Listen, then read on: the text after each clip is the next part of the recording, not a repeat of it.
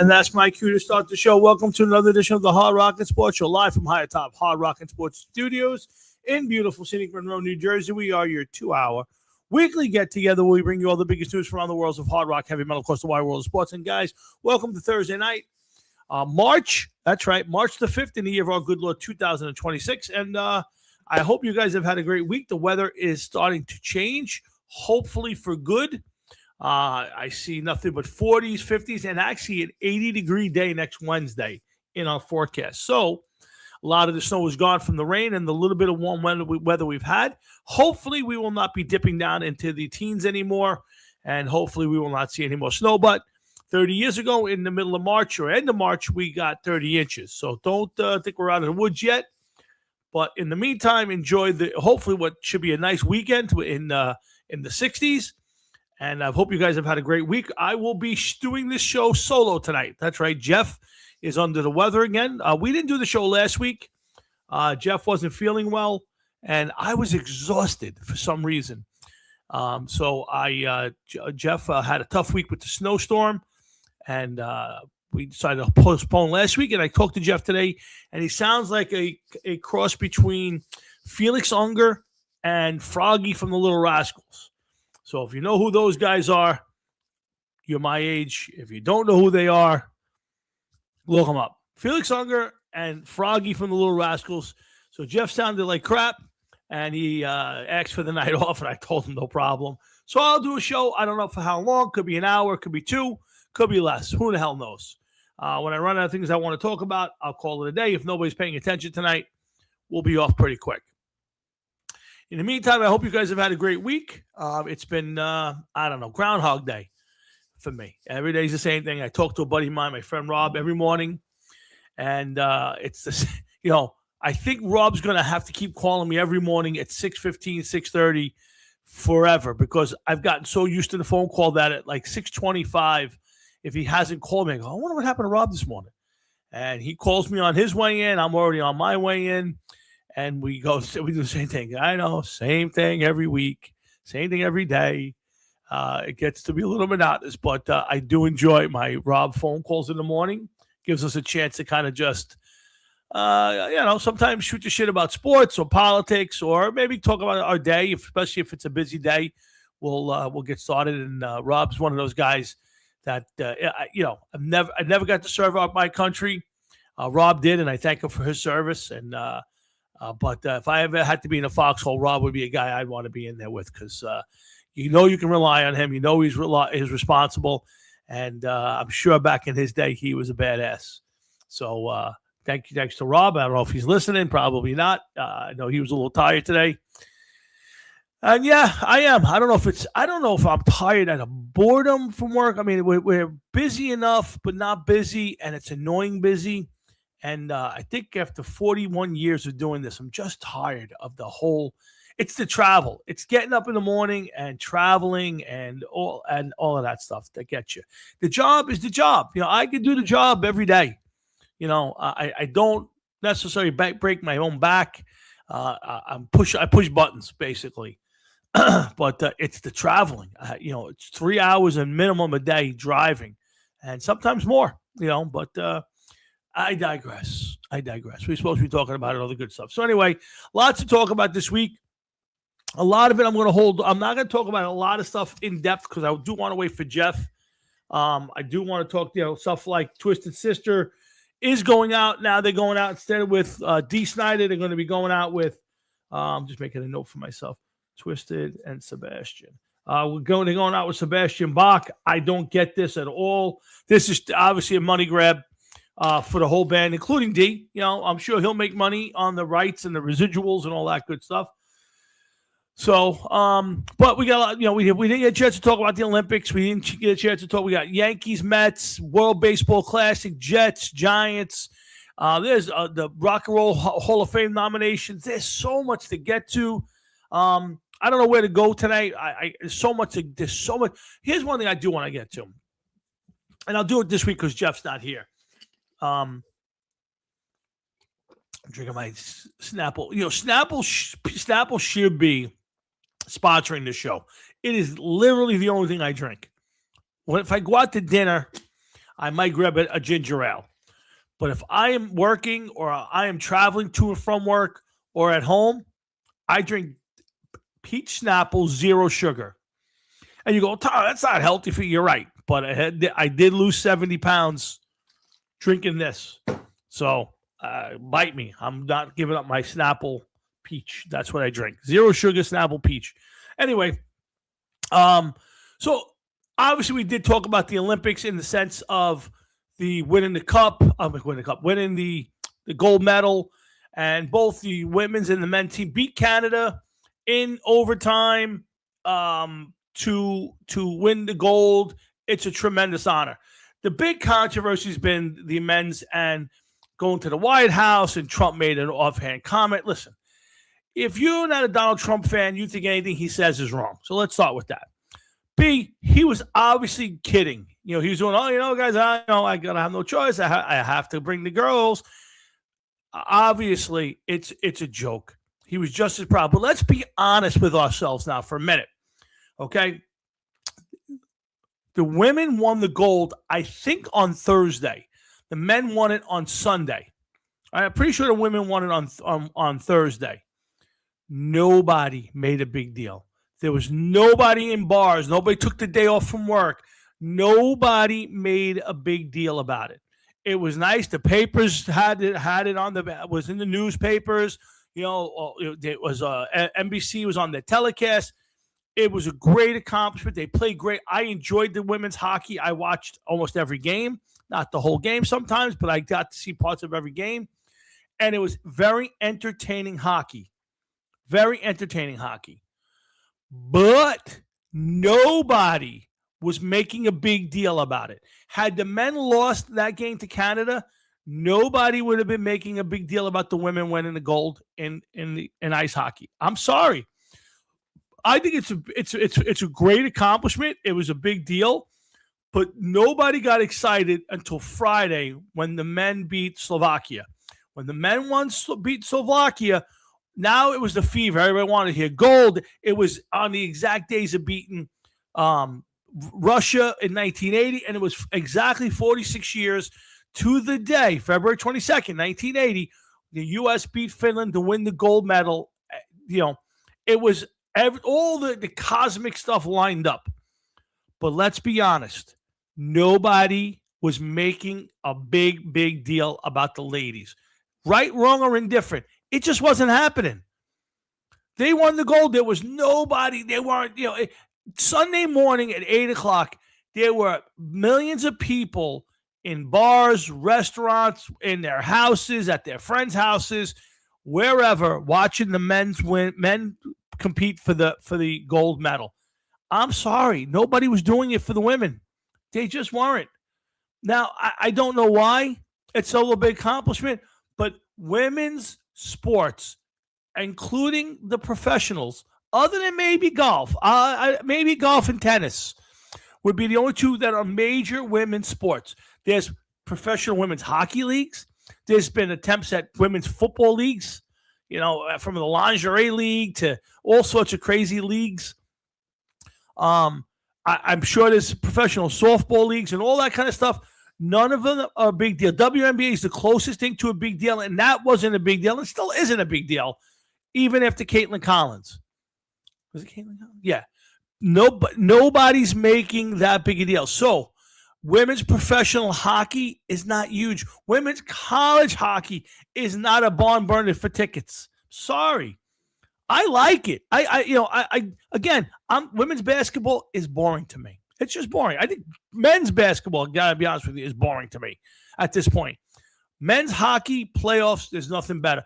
Men's tournament hockey is the best, absolute best sporting event you could watch.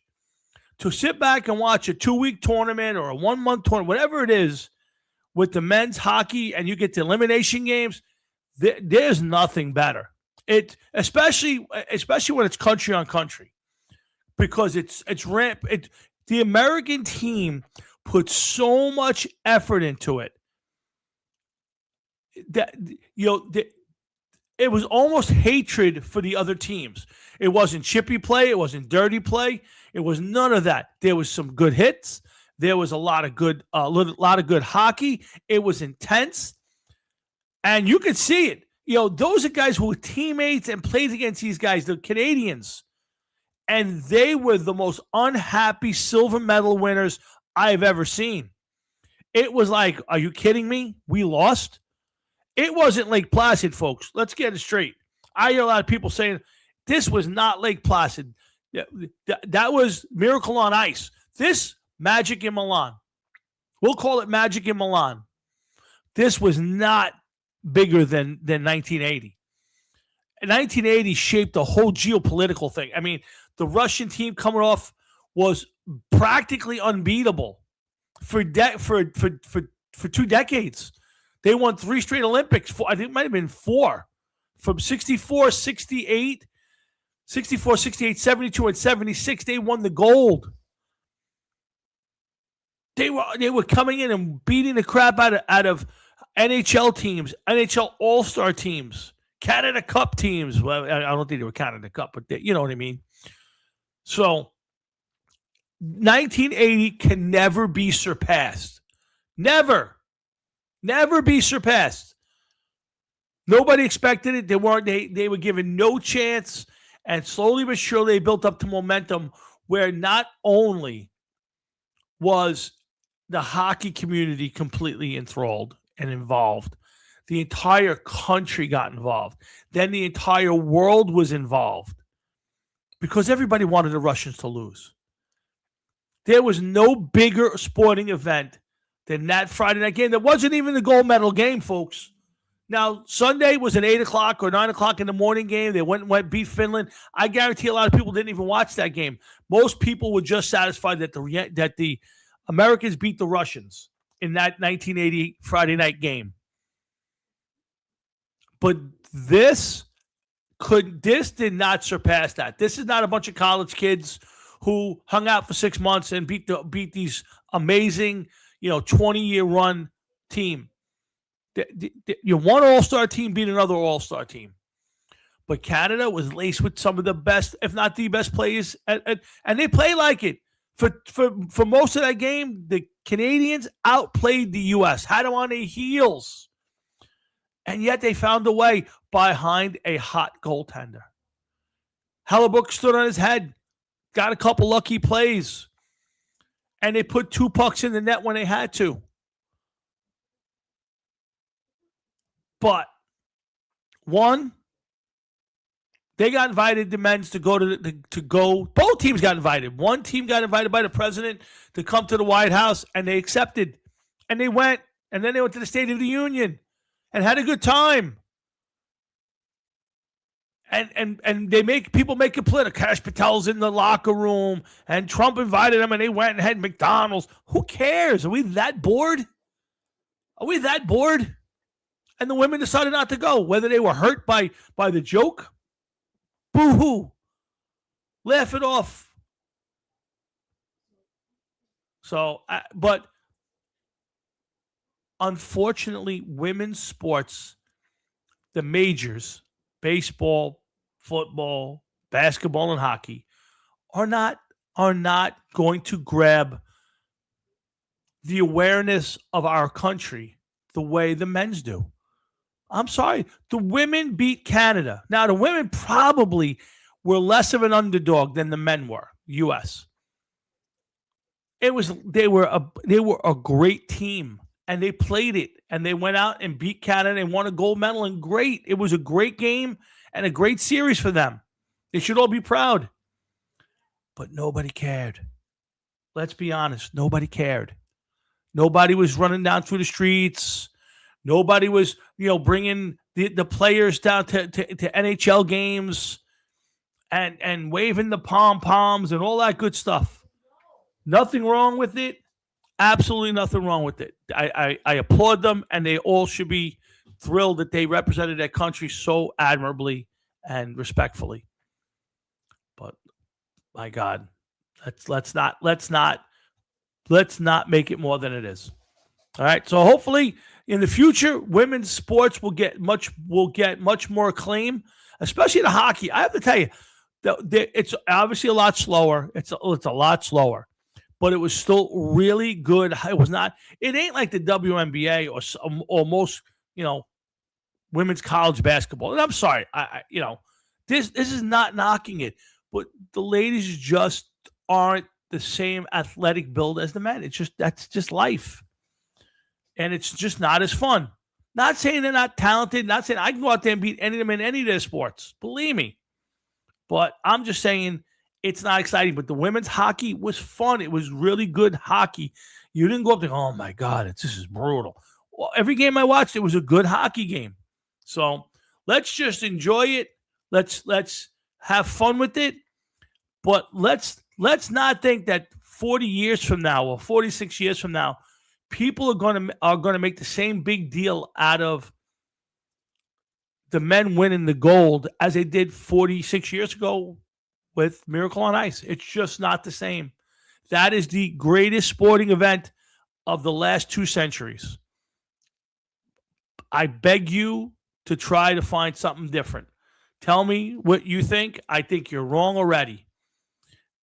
I've said it 100 times on the show. I told Mike Eruzione when I got to interview him. I just got his book. I've been reading his book. That is the greatest sporting event of all time, bar none. So, again, I'm all solo tonight. Jeff's out. Again, depending on the excuse me, amount of people who pop up will determine whether or not how long I do the show, but we'll see how long we last tonight. Excuse me for a second. In the meantime, I'm happy to have you guys here, and I'll get my pops on in a minute. I do want to mention Lou Holtz passing away. Lou Holtz to me was 2 things. I hated Lou Holtz growing up. Lou Holtz was he coached many places. Arkansas, South Carolina was his last stop, but of course Notre Dame. He had a year with the Jets that didn't go really well. I in later years on TV, and then the last few years seeing him on Fox and this and that changed my opinion of him. And I probably softened. I hated Lou Holtz when he was coaching Notre Dame. I hated Notre Dame. Hated them. I was a little bit of a Michigan fan. Still am. So that was obviously a big rivalry. But that 1988, I think that was a national championship year. That was a great team. I think it was Tony Rice. I want to say, what's his name was on that team? Brown. Went to the Raiders. Rocket Ismail. That was a great team. I hated them. I hated Notre Dame back then. But Lou Holtz passing away at 89 years old, lived a great life, very religious man. I would have to say a great coach, had a Hall of Fame career, fun broadcaster to listen to, and our condolences to the family and friends of Lou Holtz on his passing. Again, lots to talk about today. We got Jets, a lot on the Jets. We got some Giant stuff. Combine, not too much to talk about. A lot of football stuff. Again, I'm going to breeze through it because I do not want to get too far into that stuff. I want to hold a lot of stuff for Jeff next week, and I don't want to repeat myself. So, but let's get my pops on. Let's see what he's got to say. We'll talk a little baseball. I want to talk a little Mets and Yankees. I'm not a big fan of the baseball. The baseball classic, World Baseball Classic. That's it. Not a big fan, to be honest with you. To be honest, I don't know. It just doesn't grab me. I know there was a big moment with Trout versus Ohtani a few years ago. They were playing for the championship. To be honest, the American team normally is not. Maybe on because it's the American game, they kind of get to be a little more favored than they should be. Usually, Japan, Dominican, Puerto Rico, a lot of these teams. But this American team with the pitching staff, that Screwball and Screens and Judge hitting bombs, and McLean, this team has a chance to win. So let's see. Let's get my pops on and see what he's got to say. Pop. What's up, Tom? How you doing? I'm good, Dad. I'm good. I'm good. Just sitting here talking to myself. What are you doing? I get that all the time. There you go. Yeah, What's on your hey, mind? not much really. I just have to agree with you. I never watched the World Baseball thing. It's like an exhibition game. Yeah, I mean, I get it. They're trying to make something out of it, and the problem with it is, um, I don't know. It's there needs to be a moment in some of these things where you kind of draw interest in it for some reason. And I don't know what you could do. Like the hockey, it's part of the Olympics, so you already got a lot of eyes on it. But right now, there's so much other like when the Olympics are going on, all other hockey stops, right? So if you want to watch hockey, you're watching the Olympics. But right Yeah, now, the World Baseball Classic's going on, but there's exhibition games going on all over the place. So I can watch the Yankees, even though they don't have Judge. I can still watch the Yankees. What's my incentive to watch the World Baseball Classic? I'm sure a lot of people do. It just hasn't caught my attention. well, it's like Los Angeles. They got the 5 Japanese guys. Yeah, They're playing for Tokyo, whatever, for Japan. Japan, Yeah. Hmm. and it don't make no sense. It's like you're fighting amongst yourself, and there's nobody that I don't know. Yeah, it's They just just not. they tried. Yeah, it is the game. As much as they want to say the game's international, it's not. I know there's a lot of international players, from Latin America, from Japan now. You do. I get it, but like Team Israel, Team Italia, like. Are we really worried about playing Team Italy? I mean, are we worried about playing the Team Israel? It just doesn't have the same feel as some of the other tournaments. Like when the basketball players play, and even that's kind of like who cares anymore. But you need a spark, like something special. Like the U.S. never wins gold in hockey, so it's a big deal. So I don't know. It's just not something I buy into. A lot of people do. Yeah, I feel the same way. Yeah, but we'll see. But it's still baseball. There's a lot of baseball on right now. You catch the Yankees almost every day. The Mets are playing. Yeah, I can't watch exhibition. Oh, I like I to turn on an inning or two just to see some of the newer players and get a feel yeah, for who's playing, like who the young kids are. And I like this kid George Lombard for the Yankees. I know he's a shortstop by trade, but they're playing him at third. They're playing him at second. He's hitting well. I like to catch up on some of these young guys and just see them what the future may look like. That's all. I guess so, man. Otherwise, what are you watching? There ain't much else to watch. You can't watch a Ranger game or a Nick game because we don't have the cable, and playoffs are coming, and the Rangers ain't going to be there anyway. So what's the Yeah, difference? well, they shouldn't be there anyway. No, not the way they're playing. So The whole team should be fired. How do you go from winning the President's Cup yeah, 2 years ago? yep. Now you can't even get into the playoffs. Well, and it's not even so much not getting into the playoffs. I almost get that, but I mean, just the way they play, it's so there's no feel, no fire. It's almost like when they got rid of some of the guys like Kreider and Truba and some of those guys, the rest of the guys just went and said, "All right, we're not going to win. I don't really care," and that's how they play, and they just play like they don't care. Most nights they either can't score goals, they can't stop anybody from scoring goals, and it's just very uninspiring hockey, and it's tough to watch. The little bit I have watched this year, you watch for 5 minutes and you're like, these guys aren't even trying. I can't watch this. Now, So I yeah. watched the game over the weekend. Uh-huh. Saturday, I think it was. Yep. And I didn't even know half the players. No, I agree with you there. Yeah, I I didn't know. know who the hell was who. Yeah, well, it's It's hard for fun. us, but when you don't have we don't have MSG. Yeah, well, they're going to trade Chochek, Frankie, right? I mean, that seems to be the thing. He wants to stay on the East Coast, but it looks like he's going to get traded. But yeah, for me, I don't get to watch a lot of Ranger hockey until the playoffs when they're on national TV because I don't have MSG on our cable. So I turn it on. I'm like, who's this guy? Who's that guy? So yeah, you're right. It's not like I could turn on every game and then I catch 2 periods and I see all these guys every week. I don't get to see them unless they're on national TV, and I don't doesn't really happen a lot till the playoff time. And this year we won't even see it. We'll see what happens. Yeah, we'll see what happens. Is right. All right, I'm gonna let you go, Tom. I know you're naked without Jeff. Yeah, it's a little tough without Jeff, but we'll power through for a little while and see what happens. But we'll see you. We'll see you over the weekend, and we'll look forward to it. All right, we'll see you over the weekend, and if you need anything, you let us know. No, we're good. Thank you. You got it, Pops. That's my Pops. He checks in every week, and we're always glad to have him. And yeah, Frankie, I know the trade deadline's tomorrow. I know that Trocheck's got a no trade to like 12 or 15 teams. Said he doesn't want to go to the West Coast. I understand it's West Coast teams that want him. I don't know where the Rangers go. I would imagine Drury's got to go. I don't know if I blame the coach. Yes, you gotta.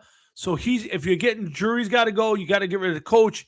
It's almost you got to turn this entire roster upside down. I don't know enough about the team, but as a Ranger fan, my whole life, and I go back to the mid '70s, with the Rangers. I mean, I go back a long, long time watching Ranger hockey, and it's very frustrating. The last 30 years, very frustrating. I think, Frankie, I'm not saying that he won't be. You know what? I got to be honest with you. I agree with you. The problem I have is, you tell me for the last 10 years that you're not going to be one of those bands that come back and play more shows. You're done. Then you decide to do a 50-year reunion tour. Okay, I'm against it, but go ahead. You got most of the band. I know I think Mark Mendoza wasn't coming back anyway, and obviously AJ Perro's been deceased for 10 years. So but I understand it. D's there. You got a couple of guitar players. JJ's going to be there. Obviously, you power through. But now that D's out, no Mark the Animal, no AJ. I mean, and now you're going to put Sebastian. To me, I don't get that. Like that, I don't understand. Now I kind of got to turn against it. Yeah, again, I get that D didn't want to do it, and they obviously didn't want to go without him or couldn't go without him. And now that they can, because he's going to say yes. And it's obviously a money grab. I wouldn't mind seeing Twisted with D because it's D Snyder and Twisted Sister. That's who most people, it's like that one person in the band that kind of has to be there for it to be the band. You know what I mean? It's like going to see Rush and it's, Alex and Neil and Geddy, like, if Geddy's there, you go, all right, it's Geddy Lee. He's the singer. There's certain people. It's like going to see Maiden without Steve Harris. It just ain't Maiden. Yeah, again, Frankie, you're 100% right. And anybody goes to see it, that's fine. I would have really thought about going to see D, seeing Twisted once with D. I never got to see them. Closest I ever got was working at a flower shop across the street from the Paramount in the early 80s, and they played there, and the place was on fire.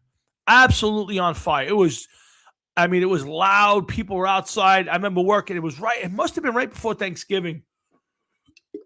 I remember being a kid working there and getting ready for whatever it was, and Twisted Sister was playing at the Paramount Theater. It was the early 80s. And again, do what they got to do. I just think the minute Deej backed out, you got to call it a day. And then to bring Sebastian in, I just don't get it. It's not Twisted Sister anymore. Like D Snyder's not there. It's not Twisted. You could have got away with it with JJ and and the other guitar player, but no Mendoza, no AJ, and then no D. I don't know. I'm against him. No, he'll be fine. I'm sure it'll be good. I got you. No problem. But to me, it's like going to see a tribute band. I might as well see a tribute band play Twisted Sister. You know what I'm saying? That's all. Again, the music will be fine. He'll sing well. It'll go well. But it's not Twisted Sister anymore. Now you're just going to see a Twisted Sister tribute band. Yeah, so maybe he comes back now. I don't know. Maybe Mark the Animal Mendoza comes back now, and it's a little more, but it's still not D. I get it. I know. I just saw Rachel Bolan Skid Row's looking for another singer. I mean, they must have had a dozen different people singing for that band.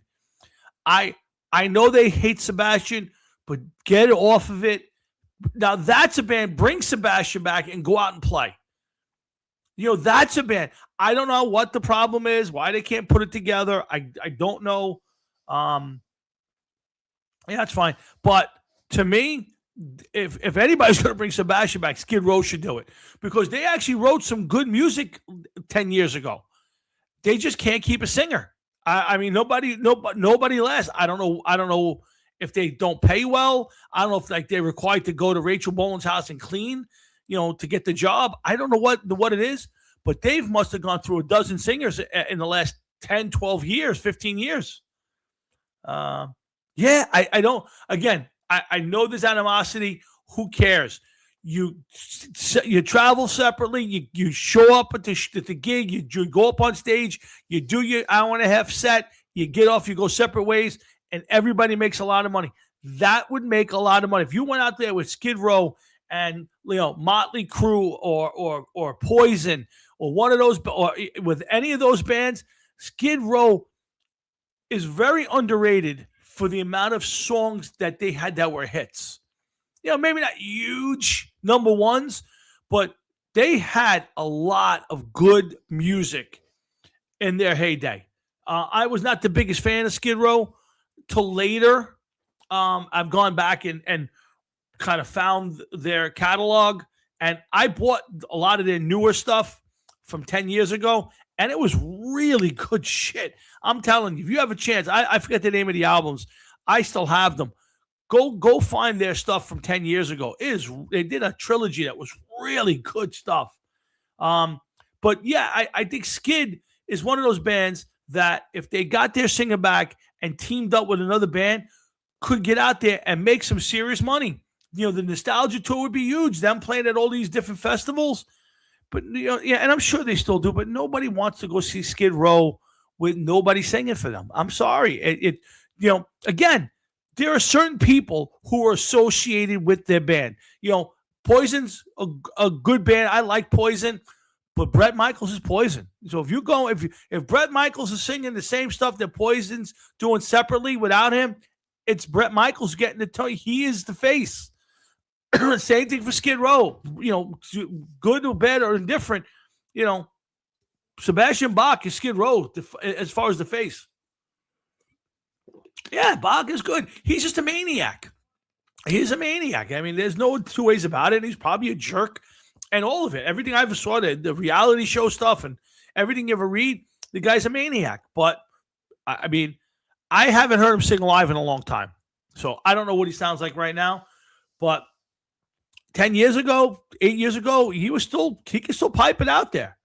So, again, is Twisted going to sound good with him? Probably. Yeah. He might even be better right now as a singer than Dee Snider is. Maybe. I don't know. But it ain't him. I would just hope that the guys from Skid Row eventually wake up and go, all right, before we're 100, let's get Sebastian and go out and do a tour. Now, I guess they got money. They don't need it. And they're just doing what they want to do for themselves. Good for them. If they earn it. But, at the end of the day, let's not call it for what it is.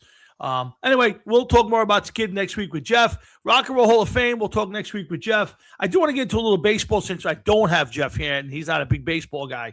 So I want to get to some of the stuff. And if for you don't know, Jeff is sick. I said from the beginning of the show, and if you're my age and older, you'll get the reference. Jeff sounded like Froggy from the Little Rascals and Felix Unger. He was kind of a combination when I talked to him on the phone today. So if you're younger than me by a couple of years or more, you're not going to know who those people are. If you're my age, like Frankie, and older, you'll get the reference of what Jeff sounded like today when he called me. So I hope he feels better, and I'm looking forward to being back next week. In the meantime, baseball season, 20 days, opening day.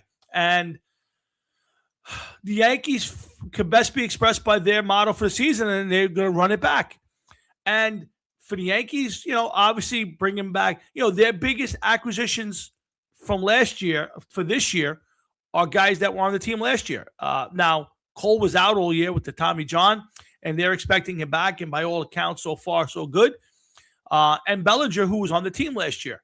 So the Yankees basically went out and brought back the entire team and said, hey, we're good enough to win. And theoretically, they are. Now, it wasn't good enough last year. They had some great moments early, struggled in the middle, got a little better, and basically lost the division in a tiebreaker to the Toronto Blue Jays, who beat the doors off them all year, and then went to the playoffs and lost to the Blue Jays.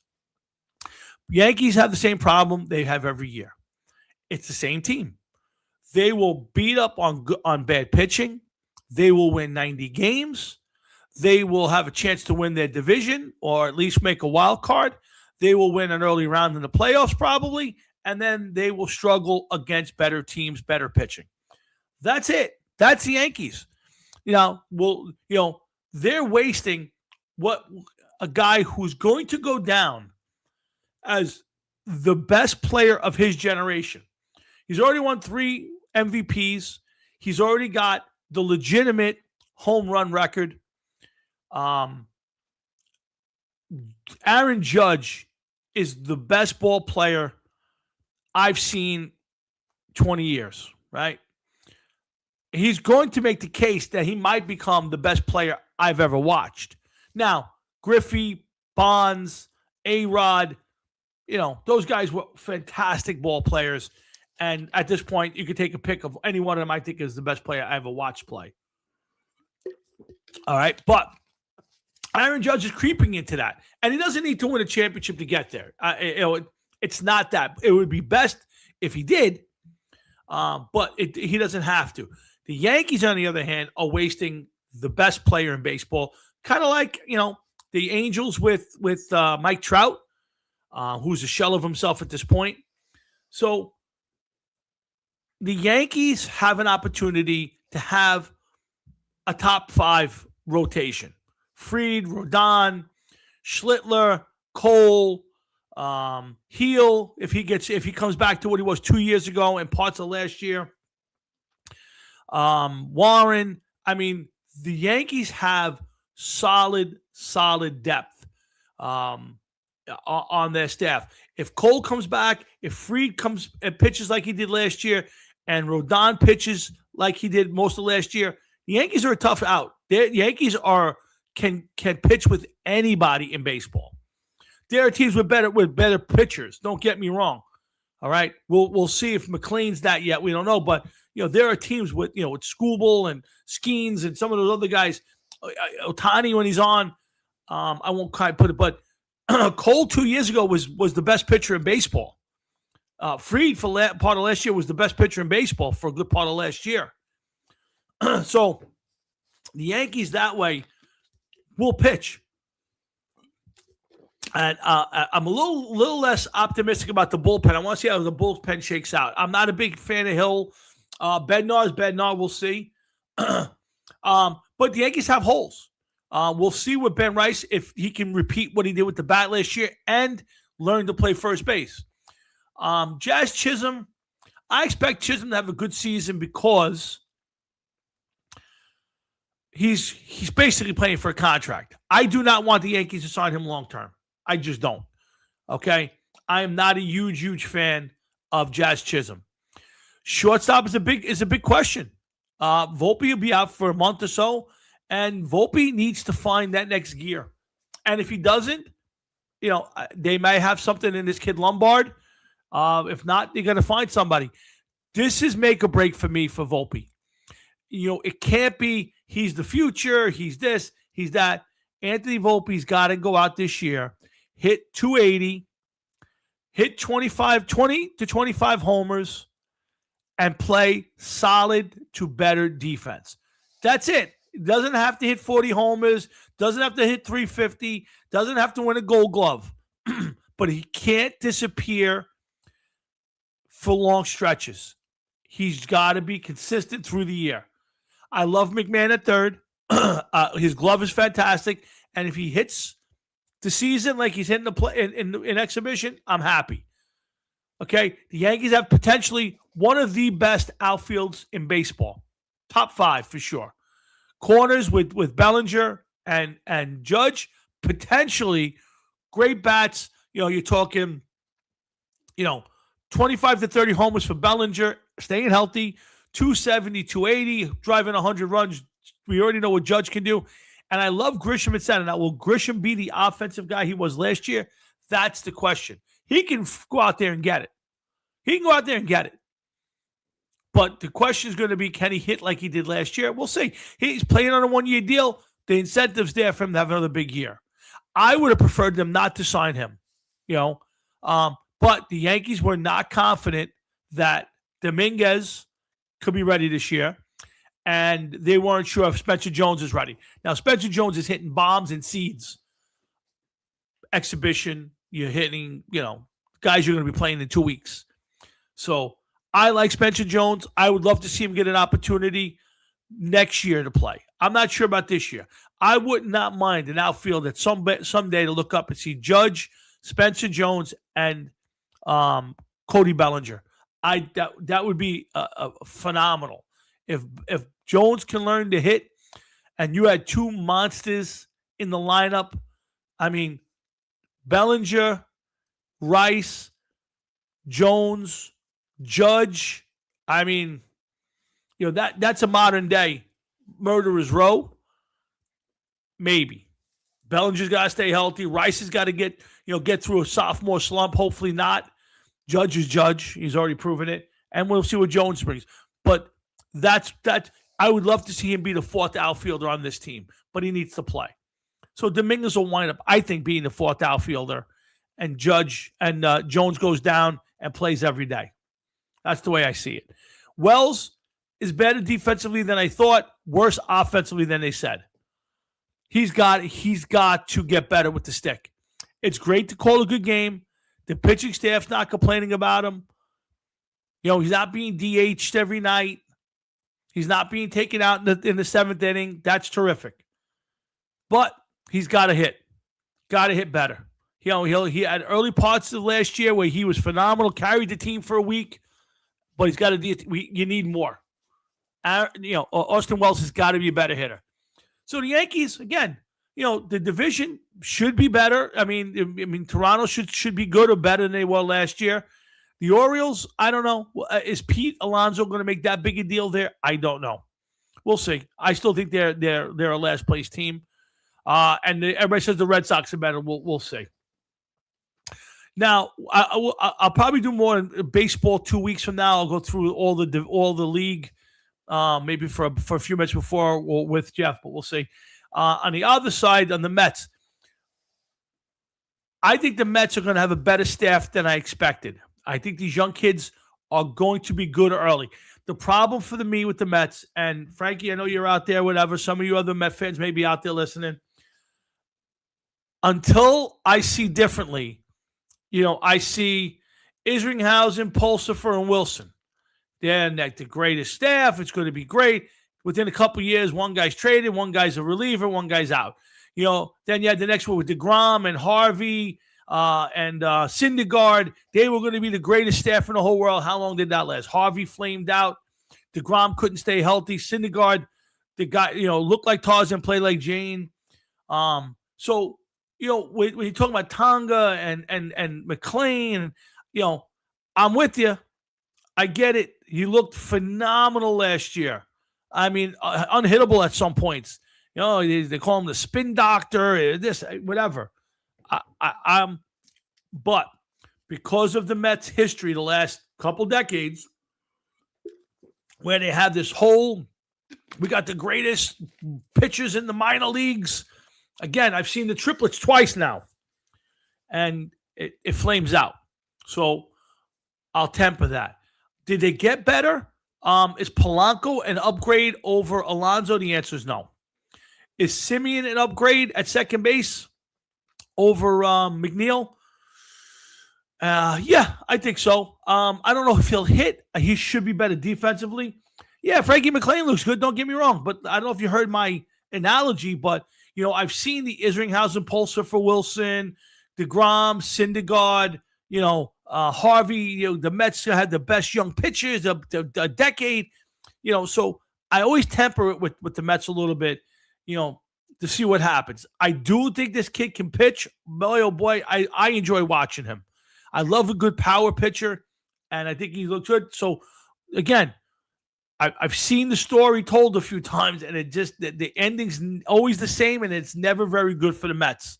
So let's see how that plays out. As far as their team goes, again, I don't know if it's an absence of leadership. Like, Soto's not a leader. Soto is a fantastic hitter, one of the best in the game, a better than average outfielder, runs the bases well, stole a lot of bases.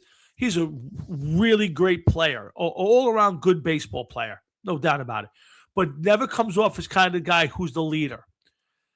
And I think there was an issue there. Maybe it's an ego thing. And, I don't see him. I don't watch the Mets every day. You read stuff in the newspaper. And I think Lindor's got one of those, I'm the leader of this team. Even though I'm not named captain, I'm the captain. And I think Cohen did the right thing by not naming captain. We're not going to have a captain, whatever. And I think that's because the locker room doesn't have that leader. Oh, let me not say that. I think Lindor is their unofficial leader. There's no doubt about it. But I don't think he inspires leadership. And again, I don't think there's a lot. I think there's a lot of guys who are gone now who didn't buy into his leadership. Nimmo, McNeil. I'm not sure Alonso's gone for that reason, but so I think there's still a fracture. I don't think there's a lot of camaraderie with Soto and Lindor. I still think they have issues at first base and third base. I still think they have issues at catcher. I think their pitching staff, which was a weak point for them last year and in the last few years, I think is their strength this year. I'm not sure the team on the field is going to be awe-inspiring. And I know, Frankie, you're I agree with you, Frankie. I'm not a big fan of captains. I think captains are more not voted on. I think captains happen naturally. I played on a lot of sports teams, and there was always a guy that, whether he was named captain or not, was kind of the leader. The guy who might not be the best ball player, but was there every week, practiced hard, played hard, pushed the players, whatever. I think that happens naturally. I think Judge, regardless of whether they put the C on him or not, Judge is the leader of the Yankees. I don't think anybody need to put a C on Thurman Munson for him to be the leader of the Yankees. Same with Don Mattingly, with Keith Hernandez. There are certain guys who just it's because, again, the Yankees, it's a legacy thing because they've had it for so long. Lou Gehrig was the captain, then all of a sudden Thurman Munson, 50 years later, he's the captain, or 40 years later, whatever it is. It's a little different for the Yankees, but obviously it's a lot less meaningful than say hockey or football, where there's a little bit of responsibility goes with it.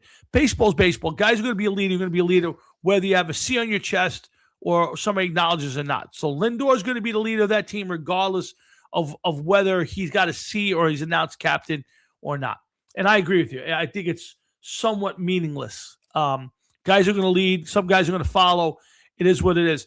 But I think the one thing I would say is if you're the team leader needs to be the guy who inspires everybody. I have never heard a Yankee player come through. Now, maybe there are out there, they're not saying it, but I have not seen a Yankee player ever have a negative thing to say about Aaron Judge or Don Mattingly. You go back to Thurman. Yeah, him and Reggie didn't get along, but the rest of the team loved Thurman. So, I think if you're the leader of that team and you're Lindor, you're doing something wrong if you're having fist fights with some of the guys on your team. When, basic guys are being traded to fix the locker room because you're not getting along with them. And that's the way it seems. I don't know for sure, but that's the way it's come off in the newspaper. So I think Lindor is a really good player. I think he's the heart, pretty much the heart and soul of that team. He's not the best player in the team, but he might be the heart and soul. And he just needs to put together an entire season. He can't come out and have a bad month and a half and then be great. He can't come out and be great for 3 months and then disappear. He needs to come out and play solid and play really well all year. And he has a tendency to disappear. Now, a lot of guys do, don't get me wrong. But Lindor needs to have that year. He has not lived up to the contract yet. He has not lived up to that number. Matt, that's a great question. And then, they said that it was lingering in the past. And then I think they said that they thought it went away. And then right before the season, it popped up again. So, I get it. I understand your point. And I said the same exact thing. And the Mets have that history of not handling injuries well. We all know that. That's been a negative for the Mets for years now. They waited too long, or they thought the guy needed no surgery, and then he needed surgery, or he did surgery, whatever. So I agree with you. Again, my problem with Lindor is I just don't think he doesn't have to be the greatest player on that team. He just has to be who he is all year for a change, and it just hasn't happened. So, Frankie, you could be, I think the Mets have as good a chance as anybody with that pitching staff to win that division, or at least make an easy run for the playoffs. But I could see that team being as good as last year's team. So, no, he's not lived up to the contract, Frank. He's not. Absolutely not. Maybe by today's standards, because that contract is dwarfed now by a lot of the other contracts. But when he signed that contract, that was a big deal. 10 years, $340 million. He has not lived up to that contract. I'm sorry, he has not. He's not embarrassed himself by any stretch. Don't get me wrong. He's been a good player. I don't think he has lived up to that play. Now, as today's standards go, maybe you could say that. Maybe you could say, all right, well, based on today, what they're paying guys, his contract is, he's fine. You may be right. But the contract he signed 3-4 years ago, no. At that point, it was one of the richest contracts in baseball. He has not lived up to that potential. No chance. He has not had a consistent season yet where you'd say he was great all year. He's had, 2 years ago, I think it was, he was terrible early, terrible. And then come June, he was one of the best players in baseball. He was lights out. But you can't have half a season. You got to be great all season. That's the difference. And they'll be fine with him at shortstop. He plays a great set shortstop, although he had little rough spots last year. Again, I'm not comparing to other shortstop. I'm just looking at what he's done for the Mets. I'm not telling you that he's not among the top 5-6 shortstops in the game. Not saying that at all. I think Lindor could go anywhere and play, and he's as good as any other shortstop. I'm saying is, in his Met career, he has not had one season where you'd say from March 30th to September 30th, he's had a steady, solid, great season. It just hasn't happened. He's had great half of seasons. He's had great months. He's been, very good maybe. He has not had one of those years yet to date where you'd say he was phenomenal all year. He has not had a Judge year or a Soto year yet. So, again, there's a lot of teams that would love a guy like that. I wouldn't mind him on the Yankees. To be honest with you, the way our shortstop position is played. Again, go look at his season from 2 years ago and look at the first 3 months of the season. I'm not telling you that he didn't have a great second half of the year. I'm saying I want to see 1 year where from March to September, he plays above average baseball. 2 years ago, he was terrible for 2 months. Terrible. And then he turned it on. Last year, I think he started out like a ball of fire, and I think he kind of dwindled out in the second half. Now, maybe they were a bad team, and he lost his desire. I have no idea. But again, I'm not knocking him. I think he's a great player. He's a top 5 shortstop probably in the game, maybe even higher than that. I'm just saying I don't feel like he's had that season where you'd go, he's phenomenal. That's all. I just haven't. I have not seen that. Frank, you watched him. You think he has? You're way more of a Met fan. Watch more Met games than I do. So, but I think both New York teams have a chance to make the playoffs. I think the Yankees are a better team right now. than the Mets are. I think the Mets have potential to be, again, 80, 85, I'd say 88 to 92 wins. But it's a lot of questions. I get the pitching staff, but when does Senga step up? Does he stay healthy? Does McLean pitch all year like he did last year? Good questions. I think they have a chance to be a really good staff, no doubt. I think their bullpen is going to be okay. I don't like Devin Williams. And what's the kid he got from the Yankees? Weaver. Again, he fell apart the last couple of years. So we'll see. Yes, he does need to play well from start to finish. That's the goal for Lindor. You have questions. You do. Again, if the questions get answered, you're a good team. And that's for anybody. Polanco at first base, guys never played first base. So, Stearns came out and said it was all about run-saving potential. You got rid. Now, Pete's no Gold Glover, but he's not a terrible first baseman. Picks it with the best of them. Polanco never played. So we'll see if he's going to turn into a good first baseman. Can the guy hit? Sure. Can he play first base? We'll see. Simeon's 37, going to be 38. All right, let's see if he doesn't lose a step. Question is, can he hit? All right, maybe you don't need him to hit. We'll see. Lindor will be Lindor, and let's see how third base goes. Bichette should be fine. He's a hell of an athlete, a good shortstop. Could be the next A-Rod-ish type of thing, where he goes over there, wins an MVP. He's got the incentive to do it. He goes over, has a great year.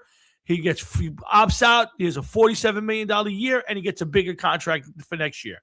So I think they'll be fine with Bichette. Again, can he handle third base? We'll see. It's different. I played a little shortstop as a kid. I played a lot of third base. It's different. No matter how you do it, it's different. Now, he's an athlete. He's a professional. I expect Bichette to be fine. I am a little concerned about the outfield. And I'll have I still think they have a problem behind the plate, and we'll see what happens with the bullpen. So the Mets have some questions. Phillies, Braves aren't good. I don't think the Braves will be very good. The Nationals won't be very good. The Marlins, the Mets have a chance. We'll see. It's going to be an interesting baseball season. Both teams have to stay healthy, and both teams have a lot of questions. We'll see if they get answers. Frankie, I would tell you this. I think as hitting goes, the Mets should be better this year. Now, I'll say this. Is Polanco replacing Alonso? Do you expect him to be better than that? The answer is probably not, right? Now, he may hit better in the clutch. Pete got his hits last year, but I never thought he came up with those big hits when they mattered. Other than, a couple years ago in the playoffs, and, he had some big hits. But last year, got his numbers, but I never thought he got that. Same thing for Soto. Soto had a great year, but I never felt like he had that. And obviously, the record reflected it. So I don't know about that. I think they're better at third. I think they're better at second. I think the starting rotation is better. I don't know if the outfield is better. I don't think they're any better at catcher. I don't know if they're better in the bullpen. They're obviously not better in the bullpen. Diaz, while I'm not the biggest fan, the guy's probably top 2 or 3, maybe the best reliever in baseball when he's on. So are they better in the bullpen? I don't think so. Right off the bat, you took a step back with Devin Williams, who I give credit for staying in New York, because he could have went anywhere else probably and not had the pressure. And Weaver can pitch when he's on. Weaver's shown to be a good pitcher. I don't think they're better there. So we'll see. A lot of questions about the Mets and the Yankees, and we'll find out in 20 days, and we'll do more on the rest of the league as we move along. Again, I'm by myself tonight. Jeff's home sick, and I am doing solo duty here on the Hard Rock Sports Show. I'm glad to have you guys with me, and got a few more things to talk about. Again, I'm gonna hold off. We'll see. Again, a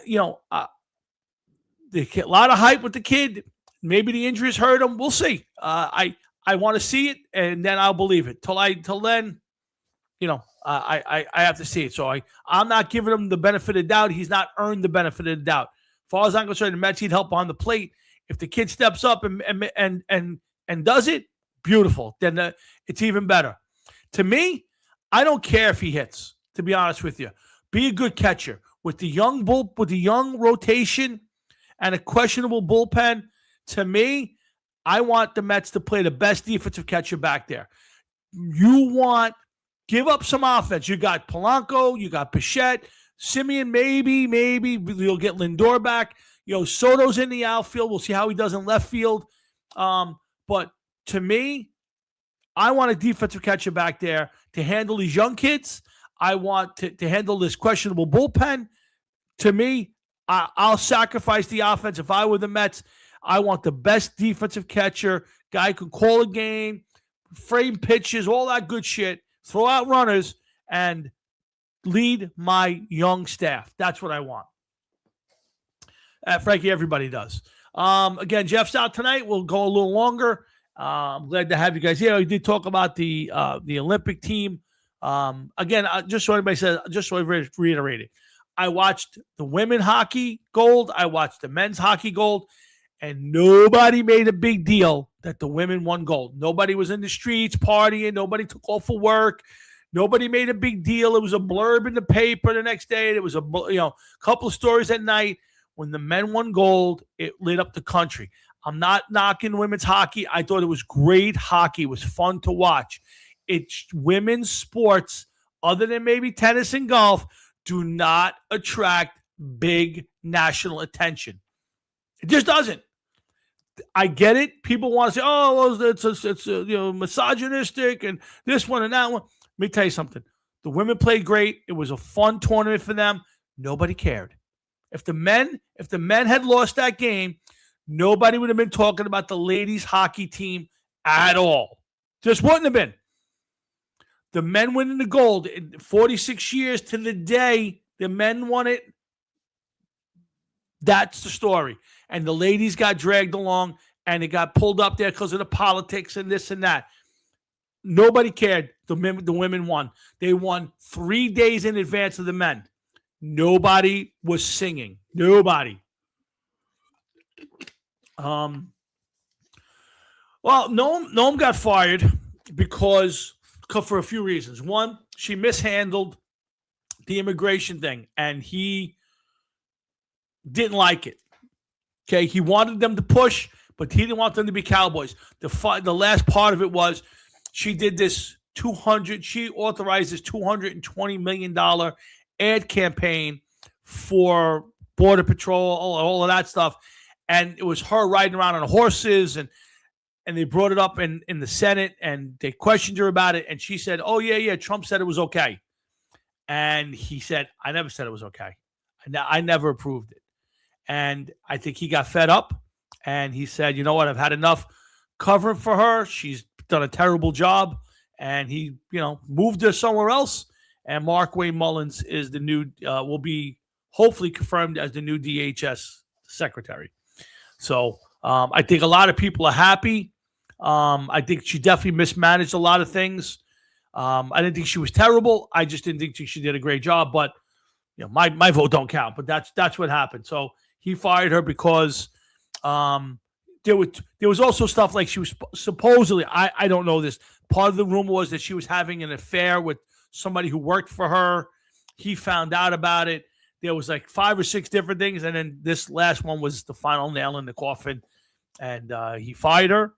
He literally fired her before she was walking out to do a speech as the Secretary of Homeland Security. I mean, she found out she had to go out and do the speech anyway. And then she stays on for the rest of the month. And then as of April 1st, Mark Wayne Mullins, senator from Oklahoma. Yeah, he moved it to they called it something shield. She'll be dealing with the cartels.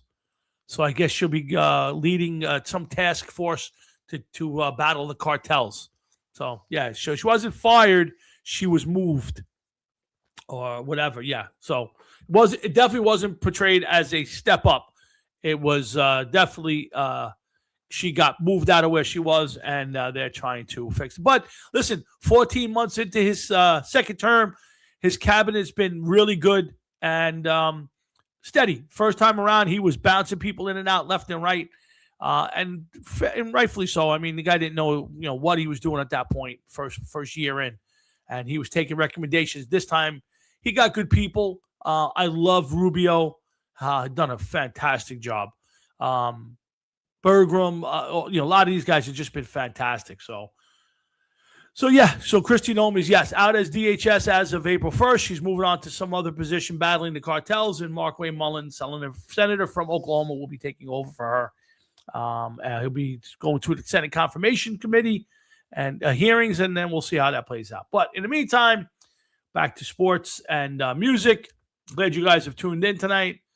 Hold on a second. I'm just checking an email. Yeah. Anyway. So yeah. See what else I want to talk about tonight. Let's talk a little. Here's a couple things that baffled me. I know, Matt, you're still there. Maybe you can answer these for me. Why is Malik Willis being talked about? The guy, I think, started 6 games. There's talk of him getting a contract for $20 to $25 million a year. Riddle me that, Batman. The guy's gotten to play 6 games. Of course, he looks like the greatest player in the whole world.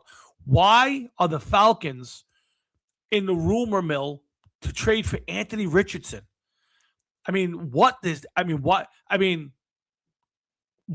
hell is going on there? The Vikings are already moving on. Supposedly, they're looking to draft or come up with a new quarterback to replace J.J. McCarthy. Just insanity. The football world is just crazy right now. Kyler Murray's looking for a job. I'm trying to get some of the other quarterbacks right now. There's a whole bunch. So, Malik Willis, Gardner Minshew, Davis Mills, Kyler Murray, Russell Wilson, Derek Carr, Jimmy Garoppolo, Marcus Mariota, and Mitchell Trubisky are all quarterbacks that are being rumored to be future Jets. There's nothing else out there, and they're going to small sample size. Yeah, Malik Willis has played well in a couple games, but there's a guy who got bounced from the Packers to the Ravens or vice versa. The guy's played 6 games. What are we talking about here? Kyler Murray, is anybody dumb enough out there to give Kyler Murray another contract? I get some of these other guys. Let's use Sam Darnold, for instance. Sam Darnold got 3 or 4 years out of the Jets, bounced around a little bit, and then caught steam. And you go, oh, well, I get giving him a chance. He only had 3 or 4 years. He got a couple coaches. Kyler Murray's been through a couple of coaches, obviously a few defensive offensive coordinators, but 7 years, and he still don't get it. At 7 years with one team, you ain't gotten it. You ain't getting it.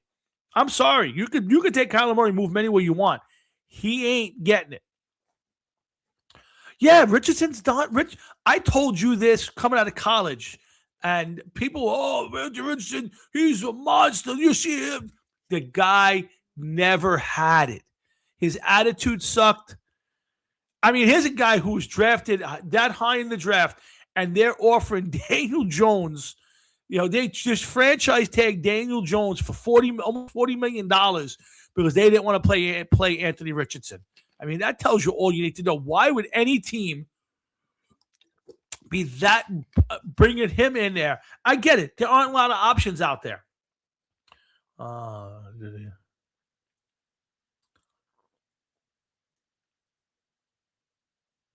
Yeah, again, there's a reason why Anthony Richardson's only played 6 games. Sorry. He's just, okay. We'll see. But the Falcons perplex me. You've got a quarterback. Why are you looking to bring Anthony Richardson over there? Why is anybody going to give, Malik Willis $20 to $25 million? I get it's cheap for a quarterback.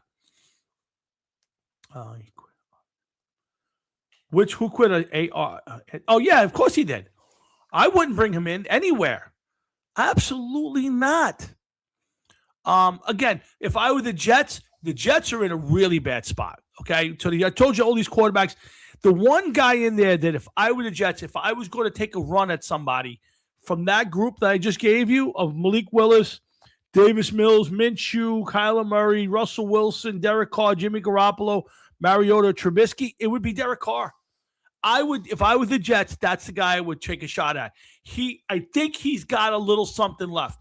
And the problem for the Jets is if the Jets are going to go get Ty Simpson, and I don't care if you like Ty Simpson, take him at 16. Trade down if you can and take him. But if you're taking Ty Simpson and you play him this year, the Jets will have a new coach next year. If you're the Jets and you're going to take Ty Simpson, redshirt him, cut his leg off, he does not play this year. He's not played enough games to. I think any college player at quarterback only, maybe. Forget Tua. If you're the Jets, you can't bring Tua in. If you play less than 25 games, and I think it should be more, you should not ever think about coming out of college. It just doesn't go well. For the NFL, the position, you need to learn that position in college. It's not an athletic position in the sense of, like, if you're a receiver, running back, a D lineman, even an offensive lineman, you can get by on no brains and pure athletic ability early in your career. You could be great just based on your athletic ability. As a quarterback, you cannot. You need to know everything about the game. You need to know how to study for the game. You need to know how to learn, how to learn each defense you're playing, every offense, you need on-the-job training, and you don't get it in the NFL. The guys are too good, they're too big, they're too strong, they're too fast. You should not ever come out and play under 25 games in college and think you can go into the pros. Now, if the Jets want to draft Ty Simpson, who's got a lot of ability and probably could be, but he'd have to be buried for at least a year, maybe two. So bringing in a quarterback like Derek Carr, again, you could try to go get Mac Jones or somebody like that. But, I mean, even in some of the other names that you could trade for, like Mac Jones or Spencer Rattler, Will Levis, Richardson, Tanner McKee, Jarrett Stidham. Boy, oh boy, the NFL is devoid of great quarterbacks. There aren't even good quarterbacks in that group. I mean, Jarrett Stidham just had a chance to play in the playoffs and looked terrible doing it. You know, this is a backup for one of the best teams in football, and he looked like he never played. He was terrible. I don't care what you tell me. He was terrible. Other than the first quarter, he made a couple big passes. That was it. He looked like he didn't know how to play the game. And I'm not picking on him because he played for. I'm just using him as an example. The NFL is devoid of great quarterbacks or even really good quarterbacks. None of those guys inspire you. I'd say Derek Carr has at least, I think he's still got some life left in him. I think you can get a couple years out of him, and you can put Simpson on that team. So if you're the Jets, I wouldn't take him I would not take him there. Maybe you can move up with one of your second round picks into the first round, and get him there. Yeah, but if your intention is to play Ty Simpson next year as a Jet head coach, I would start putting your resume out there because you're going to be looking for a defensive coordinator position because Ty Simpson's not ready to play in the NFL. Matt, I don't know if you agree with me. Yes, Frankie, I agree with you. The weather absolutely hurt him. I agree, but he made very bad, very dumb plays that cost his team that game. He did. There's no doubt about mine. Again, I'm not blaming for the loss. I'm not saying he's horrendous. I'm saying is the NFL, that most backup quarterbacks are very bad. There aren't a lot of good second-tier guys. And I just gave you the list of guys who might be available by trade and who are available by free agency. And there's not one guy in there where you go, wow, he's available. I'd love to have him. Not a guy, including Jarrett Stidham. Yeah. Great classic case of emergency. So the Jets have a very big decision to make because their head coach needs to win games next year. Okay. There's nobody he's going to draft. And I don't even think if he drafted Fernando Mendoza, it would help him. Now, he may get an extra year or two because you drafted the future quarterback that you think is your future quarterback. But short of that, he has to win games next year. And Ty Simpson's not coming in to win games. And you'll probably bury his career by doing that. So if you're the Jets, you need a franchise. You need a veteran quarterback. Now the question is, yeah, I agree with you, Mac Jones. But again, Mac Jones looked great in a short amount of time playing for the 49ers, who are coached by a great coach. I don't like the guy, but you can't knock him. He's had great teams. He's done wonders for that offense and Brock Purdy. So if you could get your hands out, if I am the 49ers with the history of Brock Purdy getting hurt and not being able to find other great backups, why would you trade him? There's no, unless you're going to get a ton for him, there's no incentive to trade. Now, maybe the Jets have a little something with all their picks. Maybe they can give up something good, and they can trade for him. That's possible. Matt brought him up months ago to me, and I agree with Matt 100%. Brock Purdy's Mac Jones is a guy I would give serious consideration to. The free agent list, to me, it's Derek Carr. So if you're Aaron Glenn, you have to win games. You cannot have anything that remotely looks like what you had the last 5 weeks of the season and that whole season. You can't. You just can't do it. You have to resemble a football team. You don't have to win a ton of games. You ain't got to win 9 or 10. You probably got to win at least 6, and you gotta be in most of the other ones. If they turn in what they did last year, he will not be coaching that team the year after. So while they need a future quarterback, I don't think there's one in this draft. Ty Simpson might be years from now. If I were the Jets, I would set my sights on 2 years from now. I think there's a better crop of guys coming out. I think you have a chance to maybe take some of your picks and trade up in the draft to get your guy you want. So I would be setting my sights on that. Frankie, you're probably right, but I don't think the Jets are that far off from being a good offensive team. I still think they're way off from a defensive team. They've gutted it pretty good. I think they need linebackers. They need defensive line help. They need a corner. They need help. Offensively, another receiver. If their offensive line plays like they did last year, if they stay healthy, it's not bad. Both tackles will be a second year in the league. The center's gotten better. If they stay healthy, that's a pretty good offense. I think offensively with the right quarterback, they can be productive. I don't think they can be great, but they can be productive. The problem is the vaunted defense is no longer vaunted. Quincy Williams has been terrible. Quinnen's gone. Sauce is gone.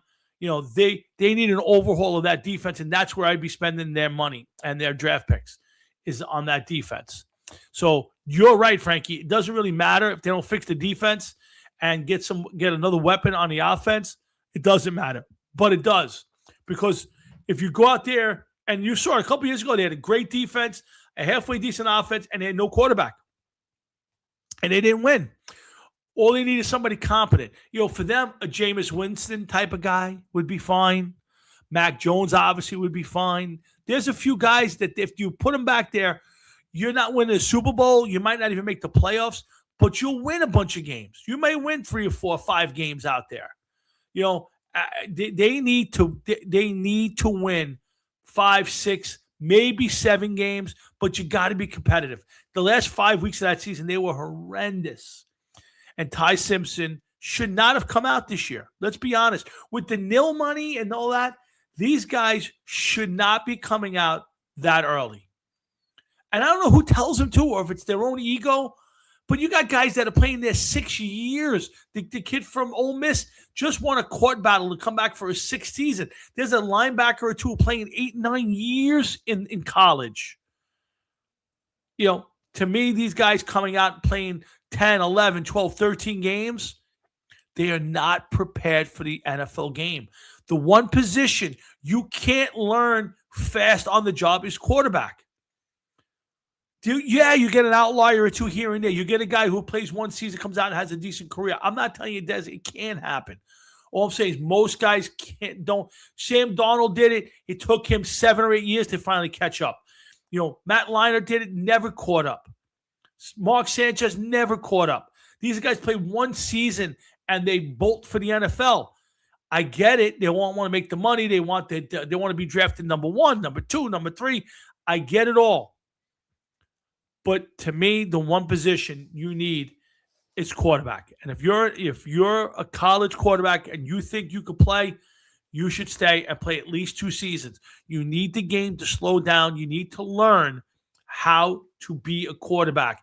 And to do it at the NFL level with those monsters running around, it's a bad decision.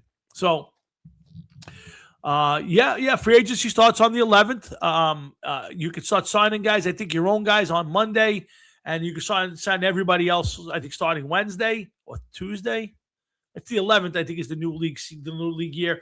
You'll see a bunch of guys get. I know there's a bunch of guys getting franchised. Kyle Pitts, Daniel Jones is. I don't even know when Daniel Jones is going to be back. He's getting franchise tagged. Imagine that. Guy missed the last 3-4 games of the season. Going to be maybe out first half of the season with coming back from that injury, and he's getting a $40 million contract because there's just nobody else out there. Breece Hall got franchised. So Jets, if I were them, their top 2 picks should be defensive players or another receiver to help out Garrett Wilson, who may be turning into a number 2 receiver. I don't know if Garrett Wilson, maybe it's personality-wise, maybe it's maybe we overthought his potential as a number 1, but Garrett Wilson did not. Now, again, he's really had nobody throw him the football, so I got to temper that a little bit. But you still need somebody opposite him. So, the Jets have a ton of money, $70-something million in free agency, so they could solve a lot of problems with that money, and they got a ton of draft picks. So this should be a new-look Jets team, but none of it matters without that quarterback. And I think go get yourself a veteran guy, not Justin Fields. Breece Hall, yeah, he's getting $14 million. Now, I'll tell you real quick on the Giants. I am shocked, but I'm not shocked. Now, I love the fact that John Harbaugh wants to run the football, play smash mouth, play great defense. I'm all for it. I am a little surprised that they were talking about drafting a running back at 5, which I think is pure smokescreen. I think there's a bunch of guys who love the 2 Notre Dame running backs. Somebody may want to jump up there thinking the Giants may take it. I think that's pure smokescreen. But I am hearing that they are seriously interested in Kenny Walker, the kid who won the MVP for the Seahawks in the Super Bowl. And that shocks me because the Giants don't have a ton of money to spend. Now, I know they're going to make some cuts and they'll make some moves and they'll be fine. But I would never have thought the Giants would have went to the season with a veteran running back to that magnitude. Another Devin Singletary type, maybe. But to bring in a guy for $10, $12 million a year, I'm surprised. Now, that tells me a couple things. Harbaugh, just wants to be great on the ground. Doesn't want to be good, wants to be great. I'll be honest, I'm not sure I want that either, Frankie. So I'm with you on that. I think he's also concerned that Scadaboo, A, is going to be healthy this year with that leg injury, and B, will stay healthy if he is because of his style. I like the other running back. I do. I think he's solid. I think he's a guy who'll get you. He's kind of like a David Montgomery type. He's not Jahmyr Gibbs. So I think to take some of the pressure off of Dart having to be great, and putting the pressure, the Giants survived at the end of that season by turning Dart into a running back. I don't want to see that. Taking off and running when there's nothing available and the field opens up is one thing. Calling so many quarterback runs is is stupid. So I think, well, I agree bringing in a better back. I just don't know if they could spend that kind of money. But, if they sign him to a couple-year deal and it's not and he plays well, most of these guys, when they move free agency, don't live up to the contract. It just doesn't live up. So I certainly don't want a running back at number 5. I don't care how good Love is and the other kid from Notre Dame. I want a linebacker. If Reese fell down that far, I'll take Tate, the safety. I'll take a corner. I want an impact defensive player at number 5. That's what I want from the Giants. An impact player at number 5. I don't think the Giants have a number 3 this year. I think they lost it. I think they traded in number 3 last year. Went for the Dart. It was either number 2 or number 3 last year. They moved up for Dart. But if I'm the Giants, I'm going to try to find either a veteran running back or receiver in free agency, and maybe both. I definitely want another wide receiver opposite Malik Neighbors. I would not mind bringing Wan'Dale Robinson back, but I think he's going to be too high priced for a slot receiver. And I definitely want defense. I want a linebacker, I want a safety, and I need a corner. Fix it any way you want. Free agency, fix it any way you want. Debo's fine at corner. Great. I think the safety, Holland was okay. You probably need another safety. You definitely need another corner. I don't want to see Deontay Banks out there anymore. I think Flott's going to leave in free agency and let him go if he's going to get that kind of money.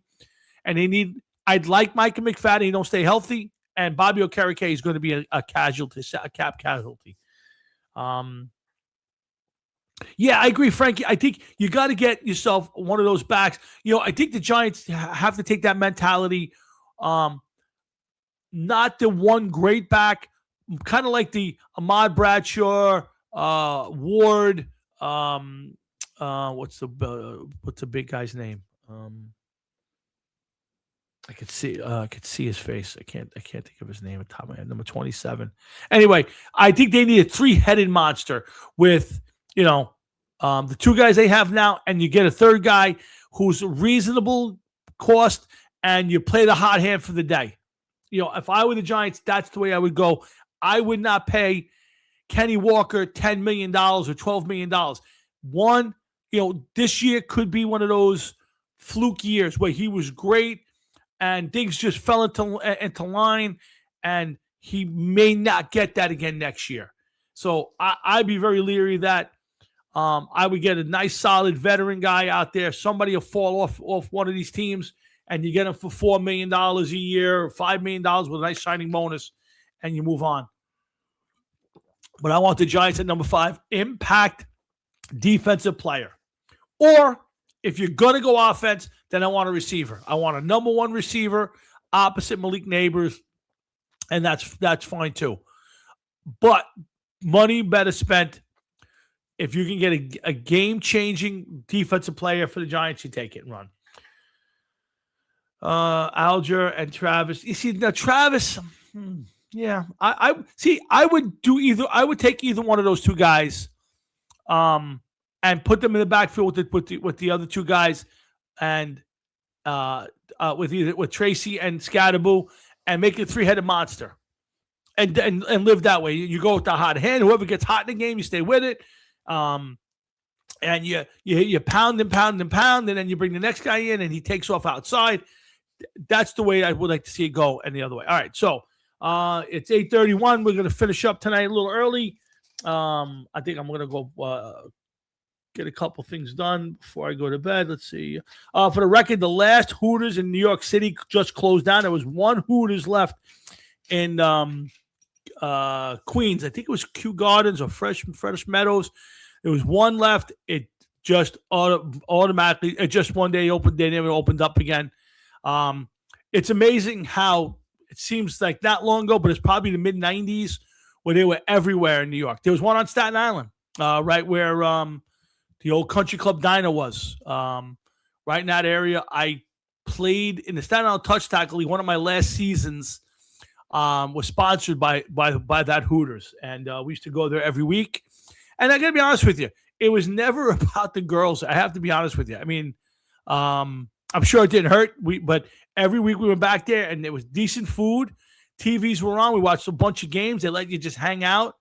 It was a lot of families. It was amazing how many families used to come in there. We'd be there from 12, 1 o'clock till 5, 6 o'clock at night. And amazingly, you would see tons of families coming with their kids, and the wings were actually pretty good. Burgers were good. So I don't know. Yeah, I know you do, Matt. Yes, there's one on Route 18. As soon as you come off the turnpike, yes. I in New York, they're closed. I don't know about New Jersey. There's probably a few still in Jersey. I actually passed the original Hooters. I believe the original one is in Clearwater, Florida, if I'm not mistaken. Somewhere in that area there. That's where the original Hooters is, and it's still there. Well, at least it was as of about 5 years ago. I passed by there. I was on a trip house hunting, and it was there. I haven't been in a Hooters. I would say it's 28, 30 years, probably since I stopped playing for the bar. We had orange pants, white jerseys with black numbers. Really, really sweet. Love those uniforms. No, yeah. Love those uniforms. There was one in AC. Yeah, I mean, they used to be everywhere, but I just figured I'd mention that there's no longer. Also, the Yankees are retiring CC's number 52. Ridiculous. I'm the Yankee. I love the Yankees. I love the Yankee legacy stuff. I love all the traditions, but they have gotten ridiculous over the last 20 or 25 years. Now, I can go back to Reggie. Reggie should never have had his number retired as a Yankee. He played 5 years. And to get your number retired, like Judge, his number's getting retired, right? Like that's a guy who should have his number retired. Mattingly meant so much to the team, okay, but I think one of the criteria should almost be you're a Hall of Famer. If you're not a baseball Hall of Famer, I don't know how you retire your number. Now, maybe the Yankees should be doing what football does and have like a Ring of Honor, and then special is the guys who get the number retired. Joe Torre, yes. Derek Jeter, yes. Mariano Rivera, yes. Posada, no. O'Neill, no. Bernie, no. Great players, really good players, probably. Not guys who go, oh, nobody should wear that jersey ever again. That is ridiculous, and it makes it meaningless. And CeCe had a nice career. He had a nice job. He won one World Series as a Yankee. Remember, this is a guy who drank himself out of the playoffs, out of the rotation. By all accounts, was so fat, couldn't field his position, and would get mad when other teams bunted on him. I'm not knocking CeCe. He's not a guy who needed to have his jersey retired. I know he's turned into Mr. Yankee. He's part of the community. He's in the Hall of Fame as a Yankee. I get all of that. But it for the Yankees, it should almost be you played your whole career here. You were a Hall of Famer. I mean, that's what number gets retired. You can put a plaque up. Hey, great player. He was amazing here. You can have a Yankee Hall of Fame museum, and you put all these guys' their pictures up in there. I get all of that. But when you take somebody's number out and say, nobody should wear this jersey ever again, to me, that's a special player. That's a special player. You want to celebrate CeCe, congratulate him, go for it. I'm all for it. But to retire the number, that's another level. What's next? You're going to start putting these guys going to get their own monuments now? Yeah, the legacy, and again, I say it all the time, the Hall of Fames have been completely pissed on. Rock and Roll Hall of Fame, which we'll go over next week when Jeff's back, baseball, football, hockey, basketball, the Hall of Fames are meaningless now. But if you're the Yankees, you kind of got to set yourself above, and every team should do it. The Giants have retired a few numbers, but they're kind of legendary players. If the Yankees, if the Giants retired Amani Toomer's number, I'd be like, why? All right, he won a Super Bowl. I get it. Hakeem Nicks, he won a Super Bowl. Was he great? He was good. Reggie came over, played 5 years. Got it. The first 2, he won World Series. Terrific. 5 years does not make it, there should be more to it. So, yeah, I mean, that's the kind of guy that if you're going to retire a number, that's where he should be. It should be legendary where you say, I can't see any Yankee ever wearing number 99 again. I can't see any Yankee ever wearing number 23 ever again. Number 2, I got it. Okay. Should we have retired Billy Martin? I mean, okay, Billy Martin was a great manager. He managed here 5 times. It was a joke. Like, Joe Torre, you want to say, all right, Joe Torre won 4 World Series. He got to a bunch. Do we want to say Joe Torre was legendary? All right, he was here 10 years or better. You can make the case there. I don't know if I agree with it, but you can make a case. He's in the Hall of Fame. But when I start thinking of guys like CeCe, why? I don't get it. Like, I just don't. I don't. Again, you could put them in the Yankee Hall of Fame, put their plaques up, tell the story. I get it. But when you take the number out of circulation, I can't see anybody else ever wearing that again. Matt, I agree with you. So, we've had this conversation, and we will next week again, where Jeff's going to say, make it the Music Hall of Fame. I agree with it. I get the fact that when you talk about rock and roll has spawned so many different genres, and including rap. I mean, there is no rap without rock and roll. There is probably no rock and roll without the blues. So I can get it a little bit when you put legendary bands in there, but when you start putting in bands and you go, why? Like, I'll give you a quick example. Like, Richie Valens is in the Rock and Roll Hall of Fame. For what? The guy died after making, I think, 1 record. He had 1 big hit, and that was it. Why is he in the Rock and Roll Hall of Fame? I'm not now, the guy died. So, but that doesn't mean he should be in the Rock and Roll Hall of Fame. So to me, it should be the greats. I mean, it should be like the Beatles, the Stones, bands who are all time. Bands, Black Sabbath, Led Zeppelin. When you start putting in other bands like the Cars and some of these other guys, I mean, the list of people who are trying to put, you're voting for now, here's a quick list of the people who are eligible this year. INXS, Wu-Tang Clan, Maiden, Mariah Carey, Billy Idol, Black Crowes, Lauryn Hill, Joy Division / New Order, New Edition, Oasis, Pink, Sade, Shakira, Phil Collins, Luke Vandross, Jeff Buckley, and Melissa Etheridge. That's the list for the Rock and Roll Hall of Fame. You got to pick 7 out of those. It's better than some years. I'll get the list for next week on all the bands that have gone in recently. Would I have put in, what's the band that just went in, the other rap band with Flavor Flav and Chuck D and all those guys? I mean, why? There are some bands who are legendary. Run DMC is legendary. There is nothing without those guys. They had huge hits. They spawned all of this. So I get putting a band like that in there. So to me, there used to be a criteria for the Rock and Roll Hall of Fame. You had to sell 25 million records. You had to be influential. So that means people had to have said, I got started in this business because of that band. And you had to be around. No, you had to sell a certain amount of albums, 25-year career, and be influential. You had to be those 3 things to be eligible to be in. They've thrown that out. Because if you look at the bands going in there, I mean, Shakira, she's had a nice career, I guess, but why is Shakira going to the Rock and Roll Hall of Fame? Why? Did INXS do enough to be in the Rock and Roll Hall of Fame? Has anybody ever said, well, I started playing music because I listened to INXS? You want to say Melissa Etheridge? Phil Collins is a no-brainer to me. That's a no-brainer. Maiden's a no-brainer to me. Influential. They're around 50 years.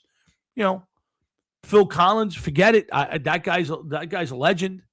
So we'll get into it next week. But I am very down on all the Hall of Fames because I think they've just opened up the doors to mediocrity. It's just, I would rather see one band go in or one player go in, one coach go in, or nobody go in than, well, let's just get 3 or 4 people to go in so we have an event and we can make some money. That would mean more to me than what you're seeing now. It's ridiculous. Baseball's baseball was the one legitimate one to me. Not that the other ones aren't legit, but to me, Baseball Hall of Fame was Baseball Hall of Fame. I mean, who goes to the NHL Hall of Fame or even Canton? The Baseball Hall of Fame is iconic. I've been there twice. It's smaller than you ever imagine if you've never been there. Yeah, I agree with you, Matt. Now, yeah, Phil, you're right, Frankie. Phil Collins has to go in. I mean, he's in with Genesis, but Phil Collins in the 80s was from 1981 to probably 85, 86, was one of the biggest artists of all time. So, yeah, Phil Collins goes in. He's had a ton of hits. He did duet hits with different people. So, yeah, but Sade, Shakira, Wu-Tang, I mean, I don't get it. I was listening. I happened to be scrolling past something, and Howard Stern was talking about the Rock and Roll Hall of Fame and the people he would vote for. And I stopped, and I don't listen to current Howard Stern. I never do. But I was curious to see what he would say. And, now he's a guy who votes. I think he legitimately has a vote now for it. And this is why real bands, like he's like, Iron Maiden, I never heard any Iron Maiden. I won't vote for them. So you don't know Iron Maiden. You don't research them. You don't look up and see what they've done and how they. So, it becomes a popularity contest. So he's like, oh, I got to vote for Lauryn Hill. Why would you vote for Lauryn Hill? Why is Lauryn Hill worthy of getting into the Rock and Roll Hall of Fame, but Iron Maiden doesn't? So to me, that's why it's meaningless, because they gave it to a bunch of people who don't know any of these bands. And he's going, I might vote for Wu-Tang just so I could sound cool. So here's what you're expecting me to pay my money to go to or to watch some event and watch and take it serious when you're saying I'm voting for a band to get in just so I can look cool voting for them. See, that's why they're all a joke. That's why they're a joke.